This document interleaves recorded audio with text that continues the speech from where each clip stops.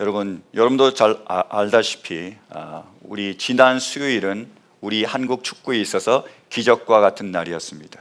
그죠? 우리 한국이 축구하고 경기를 해가지고 이겼습니다. 그것도 2대0이라는 스코어로 이겼습니다. 정말 통쾌하더라고요. 여러분 알다시피 독일은 피파 랭킹 1위입니다. 그리고요 우리나라는 피파 랭킹 52위입니다. 독일은 조별리그에서 한 번도 떨어진 적이 없는 나라입니다. 우리나라는 조별리그를 거의 통과해 본 적이 없는 나라입니다. 그 나라 둘이가 붙어가지고 우리가 독일을 이긴 거예요. 그것도 2대0이라는 스코어로 우리가 이겼습니다. 정말 놀라운 일이죠. 그런데 어떻게 이런 놀라운 일이 일어났을까? 원인을 여러 가지로 분석해 볼 수 있겠지만 제가 축구 전문가는 아니지만 제가 분석을 해본 결과 그 가장 중요한 원인 중에는 바로 승리에 대한 갈망이 있었다고 생각합니다. 왜냐하면 한국 축구는 지금 2패를 했습니다. 2번 다 졌어요. 그랬더니 한국에서 난리가 났습니다. 비행기표 주지 마라, 그냥 걸어오게 해라, 영구 제명시켜라, 뭐 이런 다른 나라로 추방시켜라까지 그런 지금 항의가 나오고 대통령 청와대에다가 그 청원까지도 막 들어왔습니다. 이제 독일하고 싸우는데 독일하고도 지면 이제 어떻게 될 일이 무슨 일이 일어날지 모르는 거예요. 그래서 이들은요 승리를 진짜 갈망했습니다. 승리에 목숨을 건 거예요. 여러분 그 경기를 보셨으면 알겠지만 다 몸들을 날리는 거예요. 몸을 날려서 공을 막잖아요. 그리고 조별리그 동안 많은 경기가 있었는데 한국과 독일전에서 한국 선수가 제일 많이 뛰었대요. 발바닥에 불이 나도록 뛴 거예요. 목숨 걸고 뛴 겁니다. 이번까지 지면 안 되니까요. 그래서 모든 조건과 모든 상황은 우리가 절대로 이길 수 없지만 승리에 대한 그 갈망이, 그 열망이 모든 조건과 상황을 극복해내고 승리를 가져오게 한 거죠. 거기에 있었습니다. 저는 이 월드컵 경기를 제 아내하고 같이 봤습니다. 그래서 보는데 그 김영관 선수가 골을 딱 넣는 순간에 우리가 포옹을 했습니다. 야, 어떻게 골을 넣냐? 포옹을 했습니다. 이런 일이 일어나냐? 그다음 조금 있다가 손흥민 선수가 골을 넣었습니다. 그러니까 제가 포옹을 하고 뽀뽀까지 했습니다. 그러면서 알겠더라고요. 응원을 이렇게 하는구나. 그래서 사람들이 막 포옹도 하고 눈물도 흘리고 그런 거 제가 느낌이 오더라고요. 이런 거구나. 근데 다 끝나고 나서 제가 너무 기쁜 가운데 이제 와이프에게 물어봤어요. 지금 경기를 본 소감이 어떠냐고 했더니 와이프가 이러더라고요. 내 소원이 이루어져서 좋다고. 뭐 축구를 좋아했겠어요. 그냥 우리나라가 이기길 간절히 바랐는데, 기도는 했는지 안 했는지 모르겠습니다. 근데 간절히 바랐는데 이기니까 너무 좋은 거예요. 그렇잖아요. 우리가 소원을 간절히 가질 때, 그 갈망이 있을 때 그것을 이루게 되는 거예요. 오늘 우리에게 주신 말씀은 시편 42편 말씀입니다. 근데 이 시편 42편을 통해서 고라 자손은 무엇을 갈망하고 있었습니까? 한번 보시겠습니까? 2절이요. 내 영혼이 하나님 곧 살아계신 하나님을 갈망하니 내가 언제 하나님께로 나아가 그 얼굴을 배울 수 있을까? 이 시편 기자가 갈망한 건 뭐예요? 월드컵 승리가 아니라 하나님이었습니다. 하나님을 갈망하는 거예요. 그 당시의 상황이 어떠느냐? 바벨로니아 포로 상황이었습니다. 바벨로니아에 의해서 남유다가 완전히 멸망했습니다. 그래서 남유다의 사람들을 바벨로니아 사람들이 자기 나라로 끌고 와서 포로로 삼은 겁니다. 노예로 부려먹은 거예요. 그래서 노예 생활을 하면서 그 힘들고 어려운 상황에서 이들이 자신의 예루살렘을 바라봤습니다. 그 성전을 바라봤어요. 거기서 기쁘게 예배드리며 찬양하며 하나님 가운데로, 그 임재 가운데로 나왔던 그 날들을 기억하는 거예요. 그래서 그 살아계신 하나님을 갈망하고 그 살아계신 하나님의 얼굴을 뵙기를 간절히 그 시편 기자는 원했던 겁니다. 3절 말씀 보실까요? 사람들은 날이면 날마다 나를 보고 너의 하나님이 어디 있느냐 하고 비웃으니 밤낮으로 흘리는 눈물이 나의 음식이 되었구나. 그런데 사람들은, 바빌론의 사람들은 조롱합니다. 네 하나님이 어디 있느냐라고 조롱하는 거죠. 왜냐하면 그 당시에 고대 역사에 있어서 그 나라와 나라와의 싸움은 결국 그 나라의 수호신과 그 나라의 수호신과의 싸움이에요. 그들은 전쟁을 할 때 수호신들이 자기와 함께 싸운다고 믿었습니다. 그래서 바빌로니아와 남유다가 싸웠죠. 어디가 이겼습니까? 바빌로니아가 이긴 거예요. 그래서 그들은 바빌로니아의 최고신 마르둑이 남유다의 하나님이신 여호와를 이겼다고 생각한 거예요.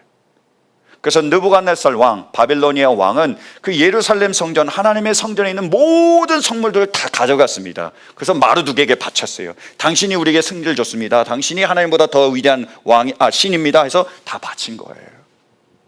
여러분, 성전을 잃어서 성전이 무너져서 하나님을 향한 그 놀라운 그 능력과 그 은혜를 우리가 더 이상 바라볼 수 없는 것도 마음이 아픈데 우리 때문에 어떻게 되는 거죠? 하나님이 더 모욕과 조롱을 받는 그 상황에서 얼마나 마음이 아팠겠어요.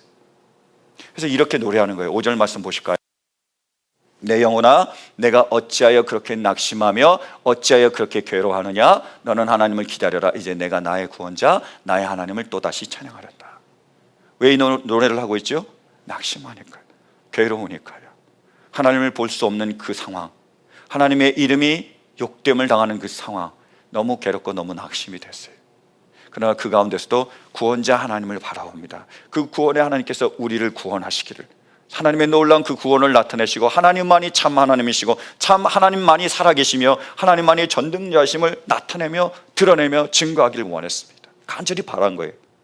근데 이런 소망을 가지고 희망을 가졌지만 현실로 돌아가면 다시 또 어려움을 겪게 됩니다. 보실까요? 9절 10절이요. 나의 반석이신 하나님께 호소한다. 어찌하여 하나님을 잊으셨습니까? 어찌하여 이 몸이 원수에게 짓눌려 슬픔 나날을 보내야만 합니까? 원수들이 날마다 나를 보고 내 하나님이 어디에 있느냐 하고 빈정대니 그 조롱소리가 나의 뼈를 부수는구나. 현실로 돌아가면 정말로 하나님의 구원을 바라지만 1년이고 2년이고 3년이고 바랐지만 구원이 없는 거예요. 여전히 원수들은 조롱합니다. 네 하나님이 어딨냐? 그래서 내 고통이 하나님이 나를 버리신 것 같은, 세상이 나를 버린 것 같은, 그리고 나에게 더 이상 희망이 없는 것 같은 그러한 절망과 그러한 실망 가운데서 너무너무 괴로운 거죠. 그래서 다시 또 노래합니다. 11절이요. 내 영혼아, 내가 어찌하여 그렇게 낙심하며 어찌하여 그렇게 괴로워하느냐? 너는 하나님을 기다려라. 이제 내가 나의 구원자 나의 하나님을 또다시 찬양하란다. 자신의 영혼을 향하여 고백합니다. 내 영혼아, 네가 왜 낙심하니? 네가 왜 실망하니? 우리에게 하나님, 구원자 하나님이 있지 않느냐? 이제 우리가 하나님, 그 구원자를 바라자. 그 구원의 하나님께서 우리를 구원해 주실 거야 라고 그 구원의 하나님을 간절히 바랍니다. 뭐를 열망하고 있는 거죠? 하나님을 간절히 열망하고 갈망하고 있는 겁니다. 여러분, 우리가 이 세상을 살아가면서 우리는 지금 무슨 갈망을 가지고 있습니까? 이 세상을 살아가면서 우리는 먼저 물질에 대한 갈망이 있습니다. 그죠? 우리가 물질이 채워지길 원합니다. 제가 새벽 예배를 다 끝나고 우리 성도를 위해서 기도하는 가운데 이런 마음에 감동이 있더라고요. 우리 열심히 그리고 아주 힘들게 일하는 우리 성도님들이 계시는데 그 사업장에 제가 방문해서 그분들 위해서 축복하며 기도해 주면 참 좋겠다라는 생각이 들었습니다. 제가 연락을 드렸어요.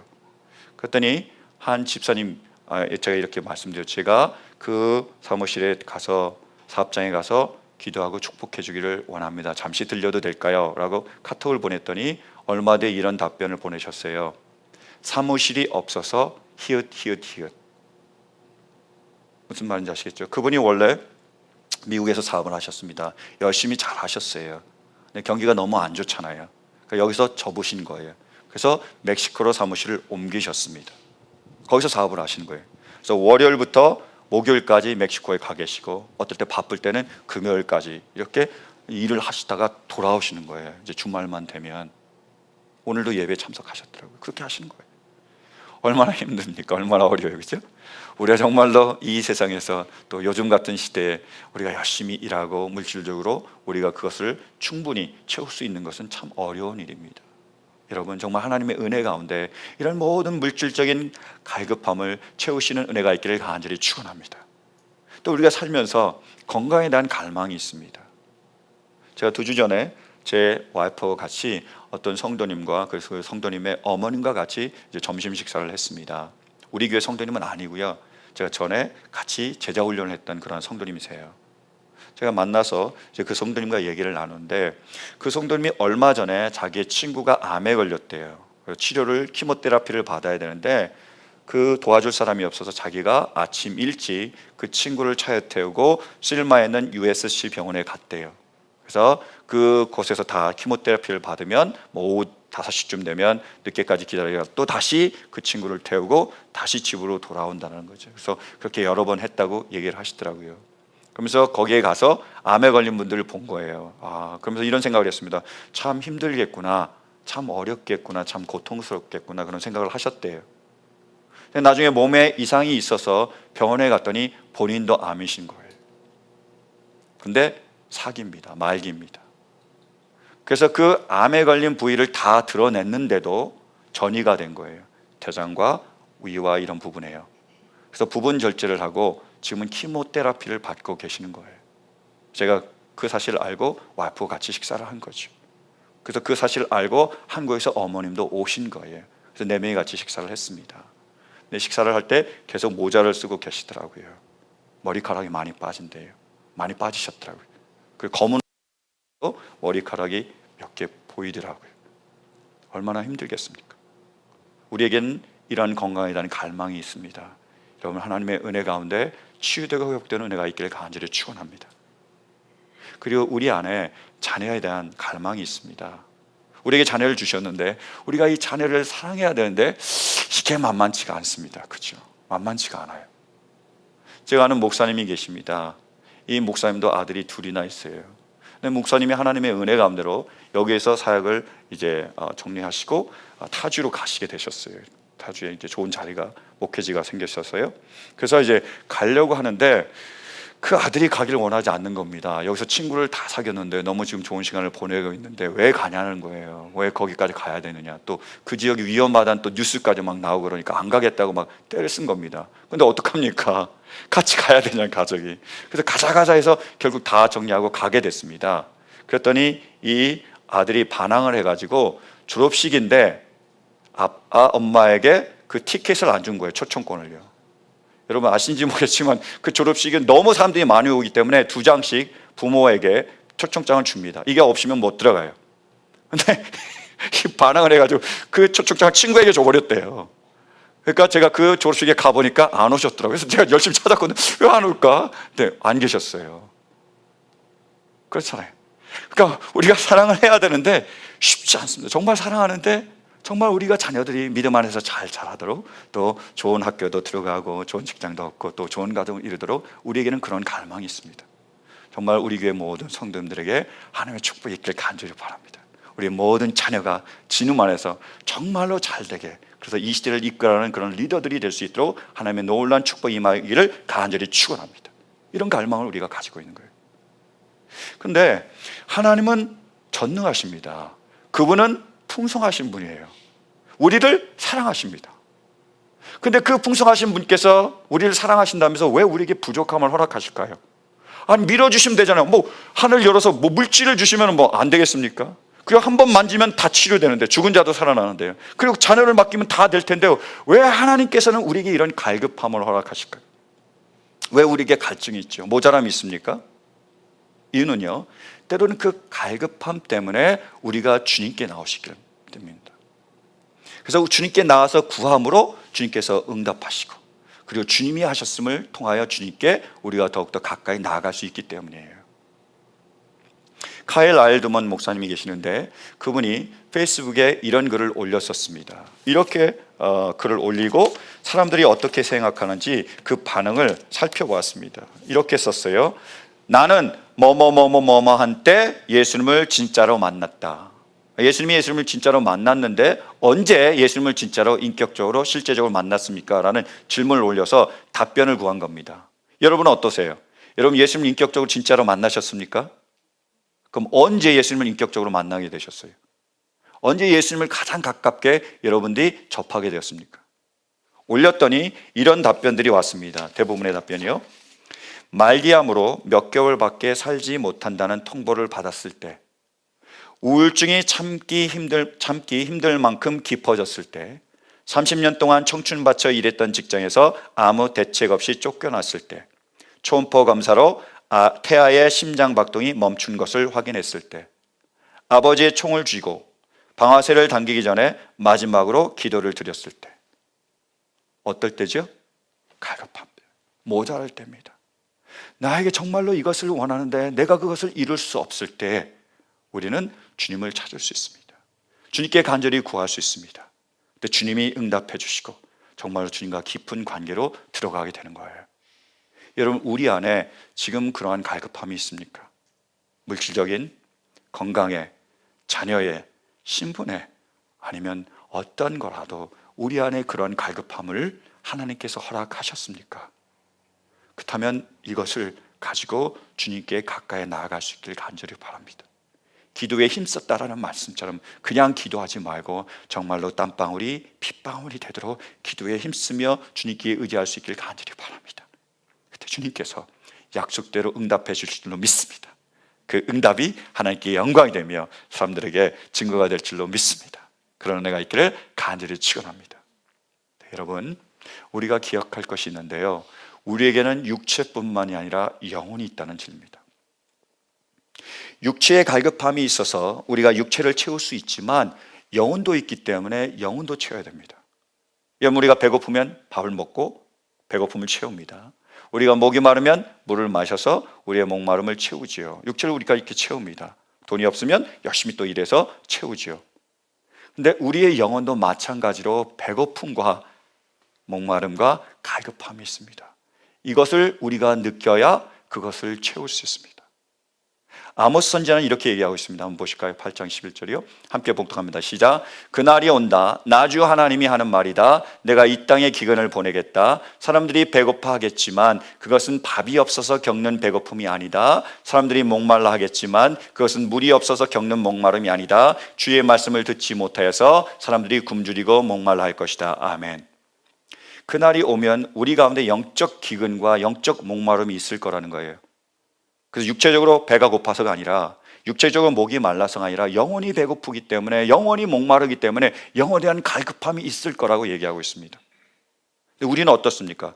여러분, 우리 안에 영적인 갈급함이 있습니까? 영적인 배고픔을 느끼세요? 영적인 목마름을 느끼세요? 아니, 목사님 지금 뭔 소리 하는 거냐 이렇게 생각하고 계십니까? 이런 갈급함이 우리 안에 있어야 됩니다.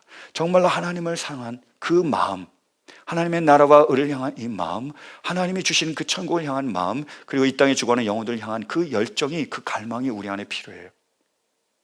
만약에요, 우리가 이러한 영혼의 갈망을 느끼지 못한다면 우리는 영적으로 굉장히 심각한 상태에 있습니다. 지금 우리 아들의 베이비시터가 참 좋은데 그 전에 베이비시터가 계셨어요. 아프리칸 아메리칸이셨습니다. 이분도 참 좋으셨어요. 근데 하루는 저희 집에 전화가 와서 오늘은 성찬을 못 봐주겠다고 연락을 하시더라고요. 자기 오빠가 응급실 병원에 가기 때문에 자기가 같이 있어야 된다고, 못 온다고 얘기를 했습니다. 아, 그러냐고. 그 다음날 이제 또 왔습니다. 물어봤어요. 어떤 일이 있었냐고. 그때 이렇게 얘기하시는 거예요. 그 자기의 오빠가 당뇨래요. 좀 심한 당뇨인가 봐요. 근데 이분이 해변에 이제 놀러를 갔습니다. 그래서 비치를 걷다가 조개 껍질 같은 것이 발을 비었습니다. 그런데 못 느낀 거예요. 감각이 없어서, 발에 감각이 없기 때문에 비었는데도 그대로 놔둔 겁니다. 감염이 됐어요. 썩어 들어갔습니다. 그때 갔을 때는 발가락을 절단해야 된다고 간 거예요. 만약에 그 비었을 때 고통을 느끼면 어떻게 됐죠? 바로 치유할 수 있었잖아요. 근데 둔감해져 있었습니다. 못 느낀 거예요. 치료를 못하니까 결국 절단할 수밖에 없는 그런 극한 상황까지 간 거예요. 영적으로 이러한 둔감한 교회가 바로 라오디게아 교회였어요. 한번 보실까요? 나는 내 행위를 안다. 너는 차지도 않고 뜨겁지도 않다. 내가 차든지 뜨겁든지 하면 좋겠다. 내가 이렇게 미지근하여 뜨겁지도 않고 차지도 않으니 나는 너를 내 입에서 뱉어버리겠다. 17절이요. 너는 풍족하여 부족한 것이 조금도 없다고 하지만 실상 너는 내가 비참하고 불쌍하고 가난하고 눈이 멀고 벌거벗은 것을 알지 못한다. 이렇게 얘기했습니다. 라오디게아 교회를 향해서요. 라오디게아 교회는요, 물질적으로 세상적으로 굉장히 풍부한 그런 교회였습니다. 그 세상적으로 물질적으로 부족함이 없었어요. 자기들은 부자라고 생각했습니다. 그래서 그런 갈급함이 없기 때문에 하나님을 찾지도 않았습니다. 그냥 모든 게 오케이, 좋은 게 좋은 거였어요. 근데 주님께서 말씀하십니다. 아니라고. 네가 가난하다고, 네가 헐벗었다고. 어떤 면에서요? 영적으로. 영적으로 헐벗어 있었습니다. 영적으로 가난한 거예요. 영적으로 지금 둔감해져 있고 영적으로 느끼지 못하고 있는 거예요. 그래서 어떤 삶이 되죠? 차지도 뜨겁지도 않은 겁니다. 하나님을 향한, 하나님의 나라를 향한, 영혼을 향한, 천국을 향한 그 뜨거움이 없는 거예요. 영적으로 어떤 상태라고요? 둔감해 있는 상태입니다. 아주 위험한 상태라는 거예요. 그래서 지적해 주신 겁니다. 그래서 말씀하신 거예요. 네 문을 열어라. 내가 들어가 먹고 그는 나로 더불어 먹으라고 말씀하십니다. 제가 아는 목사님이 계시는데 이분은 원래 어렸을 때부터 교회 다니신 분이 아니세요. 29살 때 예수님을 믿고 교회에 다니셨대요. 그 아내 되는 분이 굉장히 믿음이 좋은 분이었어요. 아내에 이끌려서 교회에 나간 거죠. 그러다가 교회 몇 주 나가게 되니까 아내가 큰 힘을 얻고 새벽 예배까지 나가자 그랬대요. 그래서 아내의 손을 붙잡고 새벽 예배에 나오신 거예요. 근데 그분이 그렇게 얘기하셨습니다. 새벽 예배에 나왔는데 자기가 이제야 예수님을 믿었으니까 뭔 소린지를 하나도 모르겠대요. 뭐 모세가 어떻고 아브라함이 뭐 어떻고 하나도 모르겠대요. 하나님이 나 뭐 전혀 모르겠더래요. 아마 우리 가운데 그런 분이 없겠죠. 그러니까 무슨 설교를 하긴 하는데 무슨 말이야? 도저히 자기가 이해가 되지 않았대요. 근데 놀라운 건 뭐냐면 내 안에서 기쁨이 있더라는 겁니다. 너무 좋더래요. 설명은 못하지만 내가 너무너무 좋아서 그래서 그날로부터 1년 동안 계속 새벽 예배를 나왔대요. 설교가 이해가 안 되고 뭐 전혀 예배 형식도 나에게 익숙하지 않지만 그냥 내 안에 너무 기쁨이 있어서 너무 평안이 있어서 너무 좋아서 새벽 예배를 1년 동안 쉬지 않고 눈이 오나 비가 오나 나왔다고 하더라고요. 그래서 그때 불렀던 찬송이 이 찬송이랍니다. 다른 찬송은 하나도 모르고 나의 영원하신 기업 생명보다 귀하다, 이 찬송을 매일 부르면서 새벽 예배에 나오셨대요. 여러분, 지금 우리 안에 이러한 영혼의 갈망이 있기를 간절히 축원합니다. 우리 영혼이 깨어나길 바라요. 왜요? 영혼이야말로 진정한 우리잖아요. 영혼하니까요. 그래서 우리 영혼이 깨어나서 우리도 하나님을 갈망할 수 있길 바랍니다. 사슴이 시냇물을 목말라 애타게 찾듯이 헐떡이면서 찾듯이 우리도 이 영혼이 너무나 목마르기에 헐떡이면서 하나님을 찾을 수 있길 간절히 바랍니다. 그때 하나님은 우리를 만나주시고 우리의 영혼을 채워주실 줄로 믿습니다.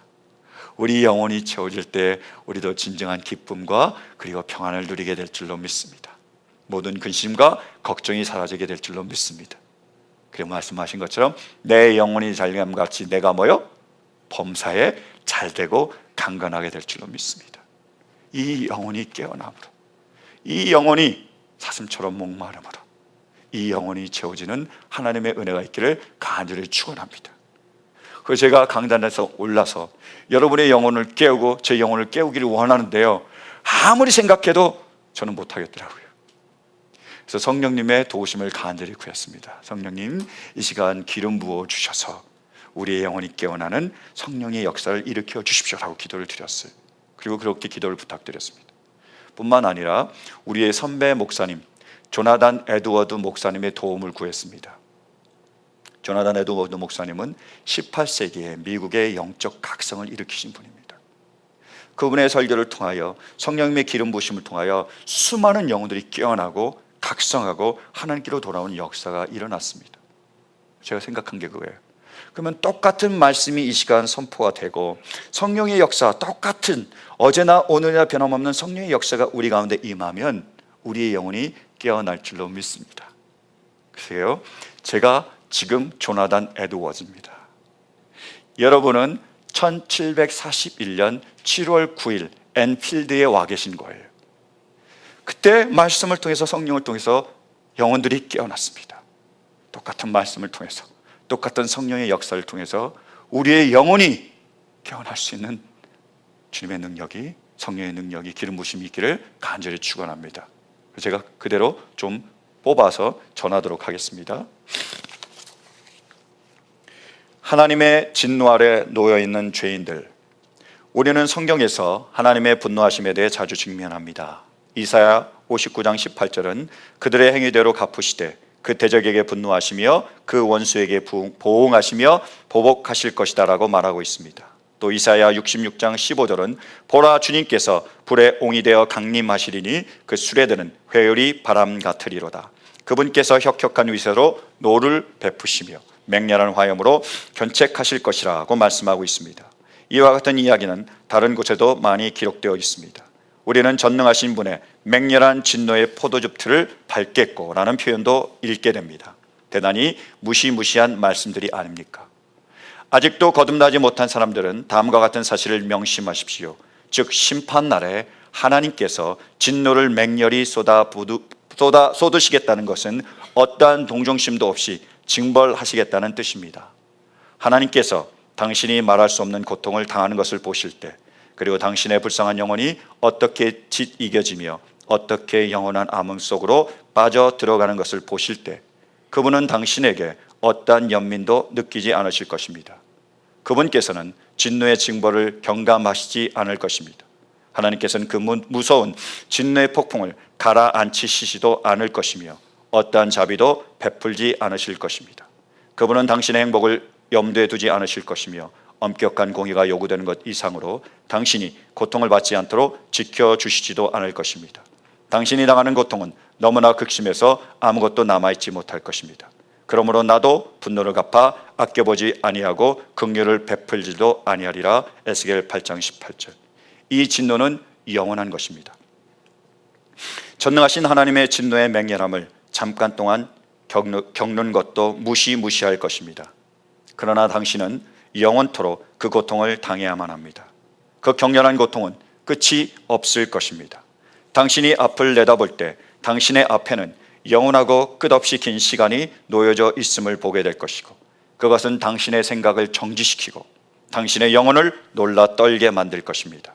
또한 당신은 아무런 구원자도 없고 끝도 없으며 완화되지도 않고 전혀 휴식도 없음을 알고 완전히 절망하게 될 것입니다. 차라리 기절이라도 했으면 좋으련만 잠시 동안의 잊어버림도 허용되지 않습니다.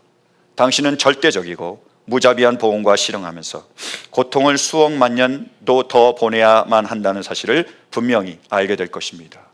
그리고 당신이 그러한 상태로 긴 세월을 지나고 났을 때 당신은 지나간 고통의 시간이 남은 것에 비하면 한 점에 불과하다는 사실을 깨닫게 될 것입니다. 진실로 당신의 형벌은 영원한 것입니다.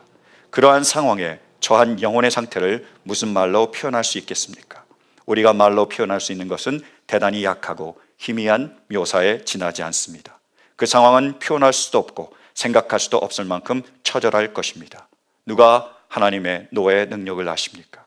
매일 매 시간 이런 엄청난 진노와 처참함의 위험 속에 살고 있는 자들의 상태가 얼마나 무시무시한 것인지.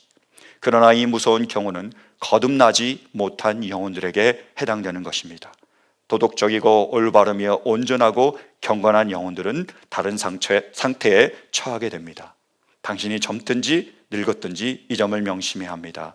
즉 이 글을 읽게 될 사람이나 복음의 말씀을 들었던 사람들 중에서도 많은 사람들이 영원히 계속되는 처참한 상황에 빠지고 말 것이라는 사실입니다. 우리는 그들이 누군지 알지 못합니다. 또 그들이 지금 무슨 생각을 하고 있는지도 모릅니다. 그러나 그들은 아무런 불안감도 없이 이런 이야기를 들으며 마음 편히 앉아 있을 것입니다. 그리고 자기는 그런 사람들 속에는 끼지 않는다고 스스로를 속이며 자기는 그러한 상태에서 벗어나게 될 것이라고 스스로 약속하고 있을 것입니다. 만약 우리가 그 처참한 고통을 겪고 있는 한 사람, 단 한 사람이 있다는 것을 알았다고 합시다. 그렇다면 그가 처해 있는 상황을 생각하는 것이 얼마나 끔찍스러운 일이 되겠습니까? 만약 우리가 그가 누구인지를 알았다고 해봅시다. 그 사람을 보는 것이 얼마나 끔찍스러운 일이겠습니까? 모든 그리스도인들이 그를 보고 외치는 슬픔과 아픔의 소리는 어떠하겠습니까? 그러나 한 사람이 아닙니다. 얼마나 많은 사람들이 지옥에서 준엄한 책망을 기억하게 될지 모릅니다. 그러나 당신은 특별한 기회를 부여받았습니다. 지금은 그리스도께서 은혜의 문을 활짝 열어놓으시고 큰 소리로 외치시며 불쌍한 죄인들을 부르시고 계십니다. 지금은 그리스도의 날개 아래 모인 자들이 하나님의 나라로 밀려 들어가는 때입니다. 수많은 사람들이 매일 동서남북 천지사방으로부터 나오고 있습니다. 당신이 현재 처해 있는 것과 같은 비참한 지경에 빠져 있던 수많은 사람들이 자기들을 사랑하고 계신 그분께 대한 사랑으로 자기들의 가슴을 채우고 지금은 아주 행복한 상태에 놓여 있습니다. 그들은 그리스도의 피로 자신들의 죄를 씻음 받았으며 하나님의 영광에 대한 소망으로 기뻐하고 있는 것입니다. 이러한 때에 뒤에 남겨진다는 것은 얼마나 안타까운 일입니까? 당신이 갈망하며 야유어 가고 있는 동안에 수많은 사람들이 잔치를 벌이고 있는 것을 보면서, 또 당신이 마음의 슬픔으로 애통해하며 영원히 탄식하고 있는 동안에 다른 수많은 사람들은 노래를 부르며 기뻐하고 있는 것을 보면서 뒤에 남겨진다는 것은 비참한 일이 아닐 수 없습니다. 어떻게 그와 같은 상태에서 한순간이라도 쉬고 있을 수 있습니까? 당신의 영혼도 매일매일 그리스도께로 나오는 영혼들과 똑같이 소중한 한 영혼이 아닙니까? 그리스도 밖에 있어서 지옥 구덩이 위에 매달려 있는 모든 사람들은 늙은이든지 젊은이든지 여자든지 남자든지 또는 중년이든지 소년이든지를 막론하고 하나님의 말씀과 섭리의 큰 소리를 들으십시오. 어떤 사람들에게는 주님에게 받아들여지는 큰 은혜의 때가 될 이때가 다른 사람들에게는 엄청난 보응의 때가 될 것입니다. 이와 같은 때에 그들이 만약 자신들의 영혼을 돌아보지 않는다면 그들의 마음은 돌같이 굳어질 것이며 그들의 죄악은 빠르게 증가해 갈 것입니다. 영혼의 구원을 위한 길이 지금처럼 활짝 열려 있는 때가 일찍이 없었습니다. 그럼에도 불구하고 당신이 이 길을 무시한다면 당신은 영원히 당신이 태어난 날을 저주하게 될 것입니다. 분명히 지금이 침례인 요한의 때와 같은 때입니다. 도끼가 이미 나무 뿌리 위에 놓여져 있으며 좋은 열매를 맺지 아니하는 나무는 모두 지켜져 불에 던짐을 당할 것입니다. 그러니 그리스도 밖에 있는 모든 사람들은 이제 깨어서 다가오는 진노의 심판을 피하도록 하십시오.